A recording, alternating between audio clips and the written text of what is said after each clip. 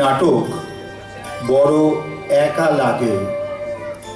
নির্দেশনা শ্রীমতী রাখি তপাদার। আবহ সুমিত মহলানবিশ। রচনা অমল রায়। অভিনয় খুকুরানী দাস। প্রযোজনা কত কথা। নাটক বড় একা লাগে।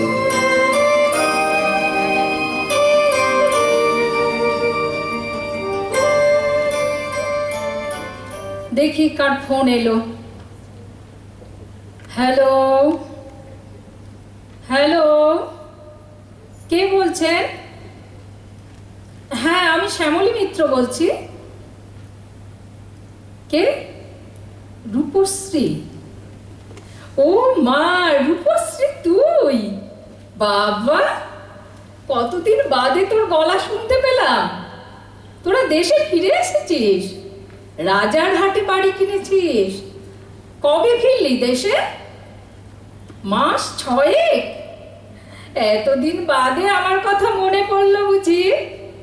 বাজে কথা বলিস না। হ্যাঁ, ইচ্ছে থাকলে ঠিকই ফোন করতে পারতিস। আসলে কি বলতো, বিয়ের পর তোর গুমর বেশি বেড়ে গিয়েছিল। বিয়ের পর বরের হাত ধরে আমেরিকায় চলে গেলি, আমাদের সবাইকে ভুলে গেলি। দেখো বাপু, আমি কিন্তু সোজা সাপটা কথা বলতেই পছন্দ করি। হ্যাঁ, ও তোদের ছেলে মেয়েরা সব ও দেশেই সেটেল হয়েছে। তোরা তুই বুড়ো বুড়ি ফিরে এসেছিস দেশে, বেশ করেছিস। হ্যাঁ, কি বললি? ও তোদের নিউ টাউনের বাড়িতে একদিন বেড়াতে যাব? না রে ভাই, তার এ জন্মে হবে না।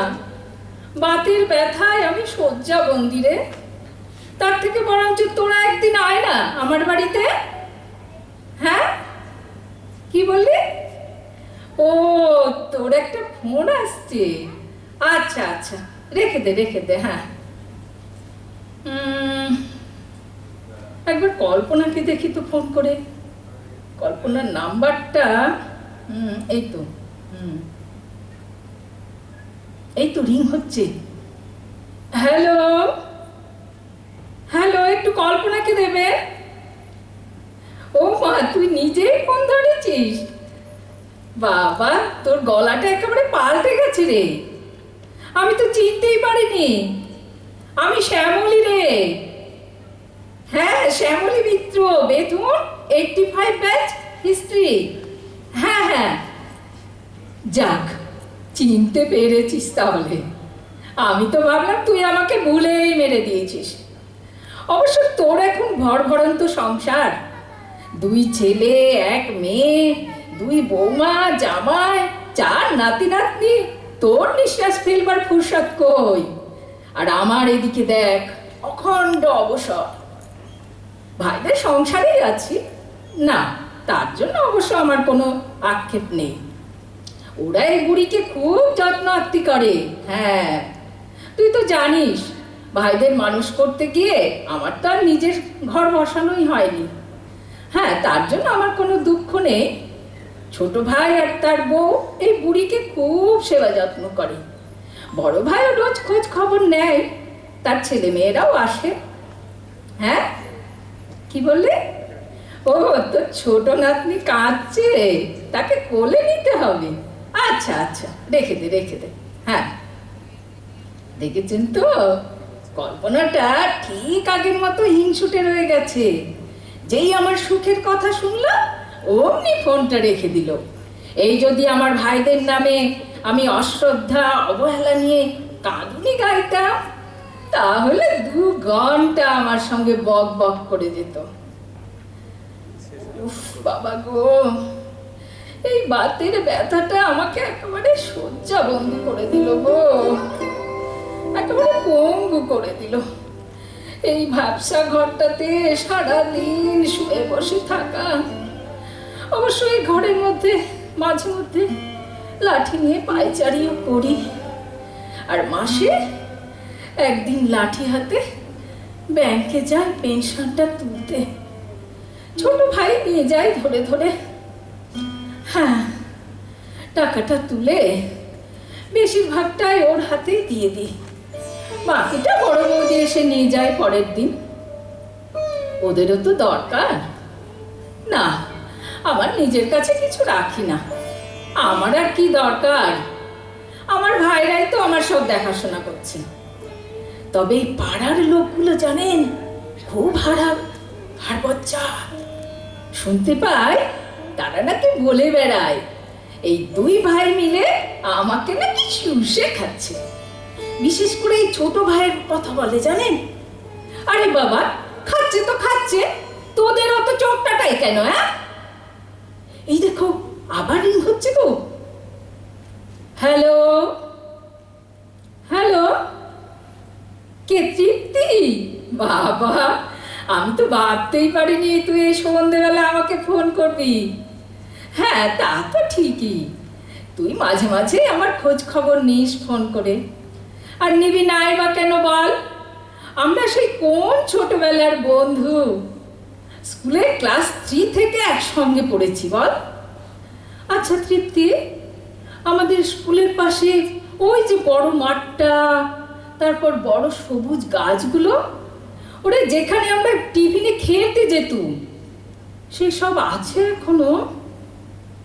নেই? ও, প্রমোটারেরা সব ফ্ল্যাট বানিয়ে ফেলেছে, গাছগুলো কেটে ফেলেছে। আর সেই টলটলে জলের পুকুরটা, ওটাও বুঝিয়ে ফ্ল্যাট হয়ে গেছে। না, আমি আর কি করে জানবো বল, আমার তো এই ঘরে বসে দিন কেটে যায়। কতগুলো বছর এই ঘরেই বন্দি হয়ে আছি, পিঠটা প্রায় ধনুকের মতো বেঁকে গেছে জানিস, চলতে ফিরতেই পারি না। কি বললি? ও, আসছে পরশুদিন তোর নাতির জন্মদিন, দুপুরবেলা খাওয়া দাওয়া, আমাকে আসতে হবে? না রে ভাই, এই তো আমাকে মুশকিলে ফেললি। বাতের ব্যথায় আমি একেবারে পঙ্গু রে, কোথাও যেতে আসতে পারি না। এই ঘরের মধ্যে যা একটু পায়চারি করি, তাও লাঠি হাতে নিয়ে। হ্যাঁ রে বাবা, জানি তো তোদের বাড়ি আর আমার বাড়ি প্রায় এপাড়া ওপাড়া। কি বলছিস? একটা রিক্সা করে চলে আসবো? আরে বাবা, তাতেও তো একটা সঙ্গী লাগবে নাকি? ছোট ভাইকে বলবো দিয়ে আসতে। তুই পাড়ার মানুষ, তুই তো সবই জানিস বল। ছোট ভাই নিয়ে যায়, সেই মাসে একবার ধরে ধরে ব্যাংকে নিয়ে যায় পেনশনটা হাতাবে বলে। তাছাড়া সে বা তার বউ সারাদিনে একবারও এসে বুড়িটার খোঁজ খবর নেয় না। অথচ এই 3 তলা বাড়িটা তৈরি হয়েছে আমারই টাকায়। আর এই বাড়ির সবচেয়ে ছোট দম বন্ধ করা পেছনের কোণের ঘরেই আমাকে ফেলে রেখেছে জানিস।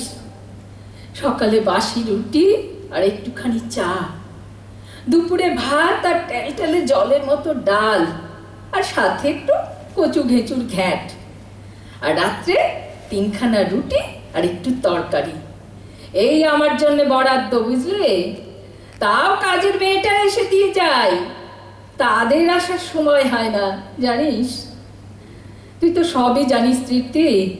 বাবার যখন টিভি হলো, বাবার চাকরি ছাড়তে বাধ্য হলো, তখন আমি টিউশনি করে সংসারের হাল ধরেছি। তারপর যখন সরকারি চাকরি পেলাম, তখন ভাইদের সেই টাকায় পড়াশোনা শিখিয়ে বড় করে তুলেছি, মানুষ করেছি। এইসব করতে গিয়ে নিজের দিকে আর তাকাইনি। নিজের বয়স গড়িয়ে গেছে, কবে কখন বিয়ের বয়স পেরিয়ে গেল তাও জানতে পারিনি। অবশ্য হেমন্ত আমাকে সেই সময় বলেছিল জানিস, যে শ্যামলী, ভাইরা তোমাকে ছিপড়ে করে ফেলবে, তার থেকে তুমি বেরিয়ে এসো আমার হাত ধরে। কিন্তু আমি পারিনি রে, স্বার্থপরের মতো সংসারটাকে ভাসিয়ে দিয়ে নিজের সংসার পাততে যেতে আমি পারিনি। হেমন্ত যে কবে সব ছেড়ে আমার জন্য বিভাগী হয়ে গেল, আমার জন্য অপেক্ষা করতে করতে কোথায় চলে গেল তাও জানতে পারিনি।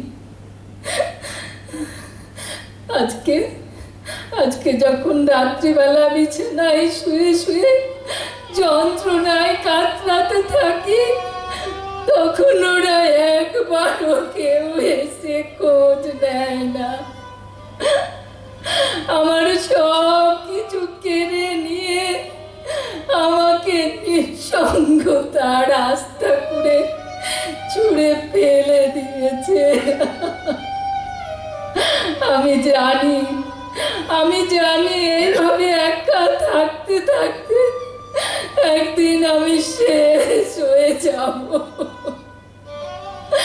তুই জানিস, পাড়ার লোকরাও জানে আমার ভাইদের মতো স্বার্থপর আর লোভী কেউ নেই। আমার স্বার্থ ত্যাগের কোনো মূল্য দিয়েছে সংসার? কোনো মূল্য দেয়নি।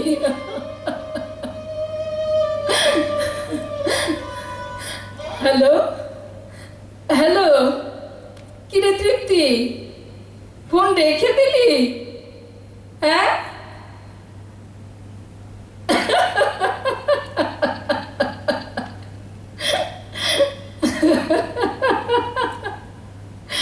দূর দূর, ফোন রেখে দেবে কি? ফোনে কি লাইন আছে নাকি? পাছে ফোনে বেশি কথা বলবো বলে ফোনে ওরা টাকাও ভরে দেয় না আমার। অথচ একটা ল্যান্ড ফোন, 3-4টে মোবাইল ফোন, সব চলে আমারই টাকায়।